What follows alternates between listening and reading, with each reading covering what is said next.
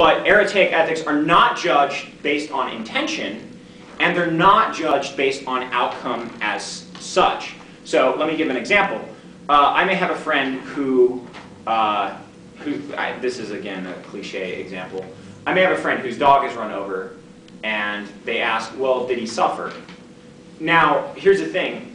If I say, no, he didn't suffer because I'm concerned about my friend's feelings, it doesn't help anything for them to know that their dog, squealed for hours until someone put it down, then that's actually of a virtue, because I am exhibiting concern for my friend, right? So that would be lying to them as showing concern.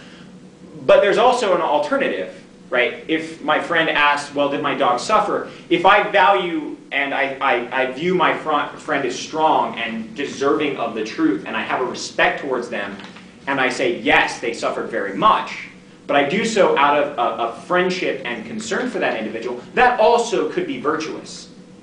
Now, the flip side is, if they ask if the dog suffered, and I say, no, it didn't suffer, but that's because I don't really want to deal with the emotions that that person would have, their crying or their heartbreak, and I'm just scared of any interaction, even though I'm lying to them, right? In one instance, it might be virtuous. In this case, it wouldn't, right? And if I tell them, oh, yeah, your dog squealed like a bloody hound and the tire was on it, and, it was just, it was a mess. It was just awful. I'd hate to be that dog. Right, you'll notice I'm not being virtuous. It's not truth or courage that is the virtue I'm pushing. In fact, it's the vice, the viciousness of indifference. Right, so you'll notice it's not about intention, it's not about consequence, it's about the relation of our ethics, right, of our virtues and vices to ourselves. The most famous of these ancient Eretaic ethicists would, of course, be Aristotle, right, and he has a whole range of virtues, from courage to modesty to liberality, right, donating to friends. Temperance. Yeah, temperance. And so, right, these would be Eretaic notions. Well, they kind of fall to the wayside, but there's actually a revival, and there's a very strong critical revival through the French thinker Michel Foucault. And what Foucault notices is that we have these institutions of power, these disciplinary institutions of power, like schools, like prisons, like the internet, like police stations, like information, and they begin conditioning us in certain ways. And when we're not forced by the state, we're not forced per se by the police, but we arrange ourselves in certain actions, right? We have a student-teacher relationship, and we see that as fixed. If we have a parent-child relationship, if we have a male-female relationship in which the female has a submissive role and the male a dominant role in society, these begin to condition us, right? And there's no essential law, it's about social conditioning. And for Foucault, this goes by the term biopower, right? And so what you have is you have this biopolitical power that is constantly affecting us. And a good place to look at this would be History of Sexuality, Volume 1, which I'm primarily drawing. These sort of forces, which are never unitary, right? They're always split in different directions, are discursive, right? They generate discourse, they generate words, they generate concepts. This would be what Foucault calls knowledge power, right? And the very knowledge itself is transformative in the way of power, which again is not to be understood as violence, as coercion, right? But just as the way we go. So a good thing is, I can know how good of a student you are by what sort of grades you get, right? That knowledge that I'm collecting about you through your assignments, through your tests, is also a power to judge or censure you based on your actions, right? So this is biopower and it's biopolitical. Now this itself is a critical conception of virtue ethics, but not yet a revolutionary conception of ethics. So let's go to the revolutionary conception of ethics. The primary theorists of these revolutionary conception of ethics, of virtue ethics, and again this is a somewhat idiosyncratic interpretation, but I think it falls within the discourse, would be Antonio Negri and Michael Hart. And you can find this most clearly in their book, Empire. And so in Empire, they use biopower, right, which we were just talking about Foucault, and they assign it a characteristic. Those actions that support capitalism, so right, this would be paying for music on iTunes, going to a 9-to-5 job, voting Republican, or perhaps even voting Democratic, being against gay rights, being against minorities, right? These would be capitalist, a capitalist vice, right? Or virtue, depending on your perspective. They would call it a viciousness.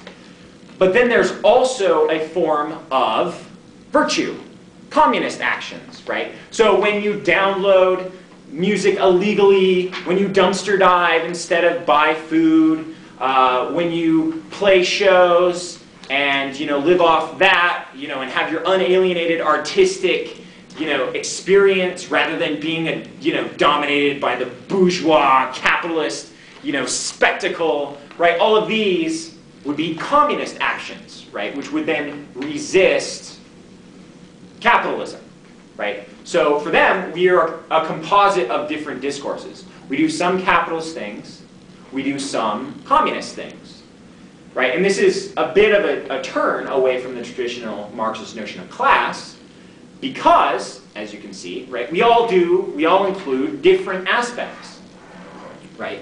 Now, for Foucault, what is a revolution? A revolution is where the balance of power of one discourse outweighs the balance of power of another, right? If you have biopower and they're meeting and they're conflicting, the dominant form of biopower is going to be the one that most people have. Well, for Negri and Hart, this is also quite evident. When the proletariat, or as they call it, multitude, which can include, well, pretty much anyone, when the multitude has a greater level of power, when the multitude in the world engages in spontaneous, imminent resistances, as their phrase for doing things is, more communist than empire, right, which is the domineering, neo-capitalism that transcends all national borders, then once multitude has more power, empire will collapse or fall, or we'll have a revolution and we'll have spontaneous, free individuals. Well, what's the problem with this? Well, the problem is, at what point does one adjudicate the logic of capital? Here's an example, open source software. How does one judge that? Well, that's clearly communist, right? Because it's free, it's on the internet, anyone can download it, anyone can use it. However, there's an interesting feature. Linux has become one of the mainstays of the internet. It's very stable, it's very secure. So what happens is capitalists basically use this base of free software and then make their money off issuing services, right? Most people will need someone to compile their Linux for them, so you can charge money off that rep. If they have any problems, they can charge money off that rep. And basically what you have is the commons become the ground for capital to appropriate. So in this case, when you, let's take a band like, say, Fugazi, who never sold out by any means, right? They never sold merch, they played local shows, they never signed to a major label, even though they were asked constantly. Okay, but their music then became appropriated by capital and passed along to all of these pop bands, right? So at what point can your communist actions not be appropriated by the capitalists? And so, although this is certainly better than social democratic ethics, I, of course, feel it falls short. Yeah, there's several things to say on this, obviously. But one of them, actually, if you think about virtue as conceived in Greece, I'm thinking mostly in the dialogue of Meno by Plato. Meno's first definition of what virtue is simply, it's the virtue between a man and his woman, the virtue of the master and the slave, etc., and it's these various things. And obviously, it's rejected, but we should keep in mind, right? There's a virtue for slaves. It's to be subservient to your master, not get out of line, do your work, etc., etc.